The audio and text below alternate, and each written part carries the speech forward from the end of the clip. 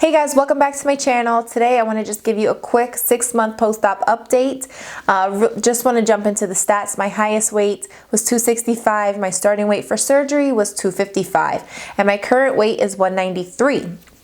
Now, if you watched my last month update video, you would know that I was about 195, 196 in that video, and I'm only at like about 193, 194 now. So my weight loss has slowed down significantly, but that kind of happens when you're at the 6-month mark. I feel like my stomach is kind of normalizing, and the amount of food that I can take in now definitely has kind of increased from before. So I kind of feel like maybe the size that my stomach is now is probably the final healing, stage of this surgery, and that this should be what I could normally take in for the rest of my life, and I'm okay with that. It's obviously a lot more than what I had been eating at 2, 3, 4, even 5 months. And so the weight loss has slowed down. And for those of you who had watched before, you may have seen that I went to California, and I wanted to enjoy my trip in California. I didn't want to feel like I was restricting myself. This is the last vacation that we were going to be able to take. So I wanted to make sure that we had fun and I enjoyed myself, and we went out to eat a lot. We didn't really have another choice because we were out on vacation. But I met a girl out there, and it kind of reminded me, like, I wanted to share this with all of you as well, because she was thinking of going through the process of getting surgery done, and she shared with me that a big part of her relationship with her boyfriend is going out to eat. And I'm right there with her, because my relationship revolves a lot around going out to eat. That's what we both enjoy. My boyfriend is in the culinary industry, so going out to try new things all the time, it's just something that we do. We enjoy doing that. And I let her know, like, she was like, how is it that you can still lose weight if you're going through this process, and you're going out to eat? Like, what do you do? How do you do it? Do you go out to eat all the time or not?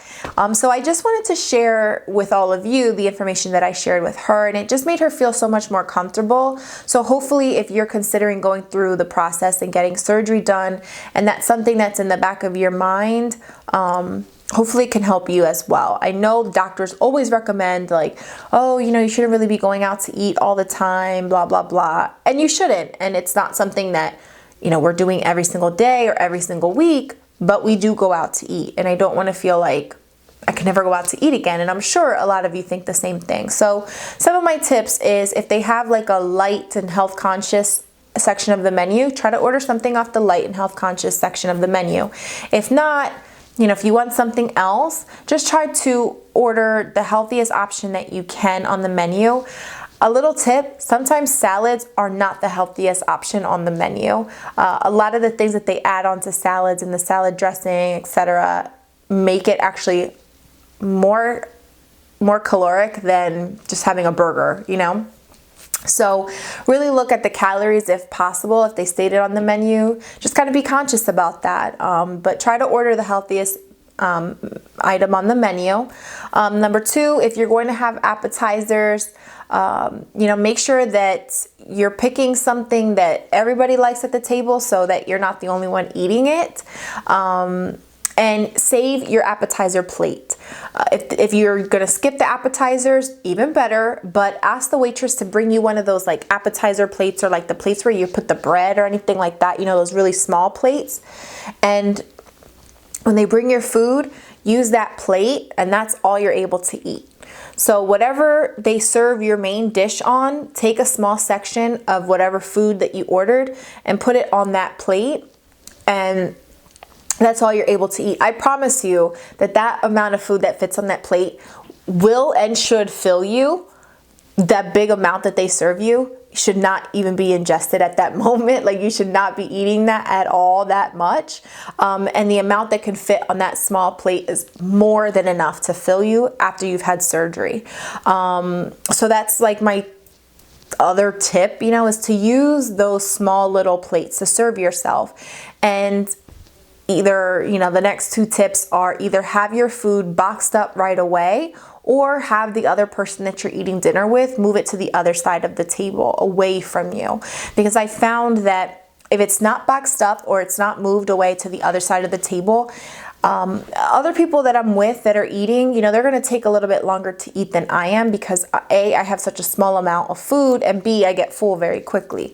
So it may take them a little bit longer to eat. So I'm done, I'm full, but my food is still sitting in front of me. So what do you naturally do? This is everybody.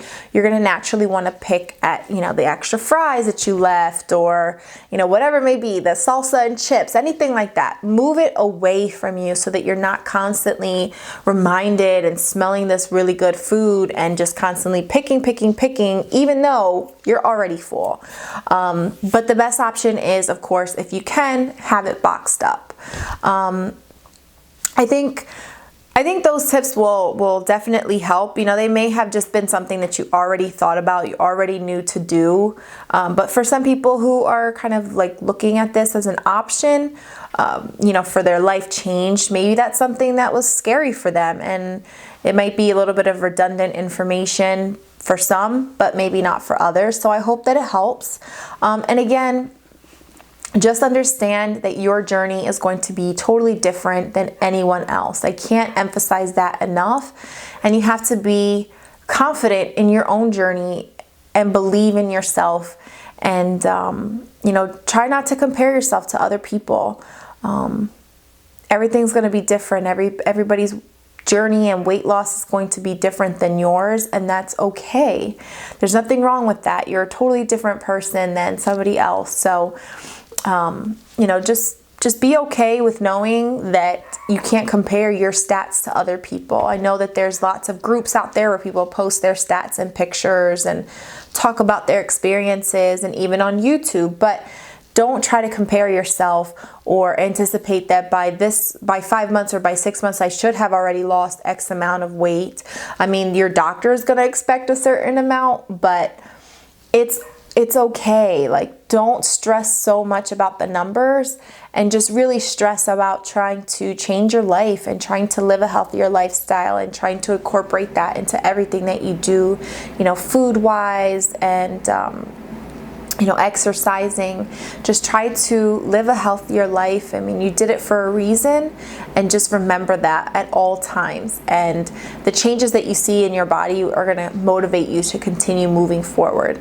So with all of that being said, it's very difficult for me to look back at my pictures. I never really thought that I looked so bad. I mean, most people may not say, oh, you look that bad. I mean, a lot of people always tell me like, oh, you're so beautiful, and I appreciate that. I genuinely do. It's just really, really hard to go back and see some of those before pictures. It makes me a little emotional because at the moment when I was living it and looking the way that I did and feeling the way that I did, I didn't think I looked that bad. I didn't think I felt that bad. But now looking back at these pictures, it's just an intense feeling that comes over me, and I'm only 6 months out, and to see the difference and feel the difference just 6 months out, hopefully I can continue on and have a bigger difference, a year out. But so far, just to see how far I've come and see how different I look and how different I feel, it's so emotional. And I don't know, it's very difficult for me to share. It's so embarrassing for me to share these before pictures. But I'm doing it because I hope that it helps other people, and I hope that it inspires you. And it amazes me that I lived that way for so long. It's a feeling that I can't even describe. It's very difficult for me to look back at that, and it just reminds me of the pain that I felt emotionally and physically, and it just makes me so much more appreciative for where I am right now. And I hope that it motivates some of you, and yeah, if you have any questions, please let me know. Leave them in the comment section down below. I promise I will get back to you. All of my social media is also linked down below if you want to just be friends with me. Everything's down there. So without further ado, let's just get into the before and after pictures. Until the next video, take care, guys. Bye.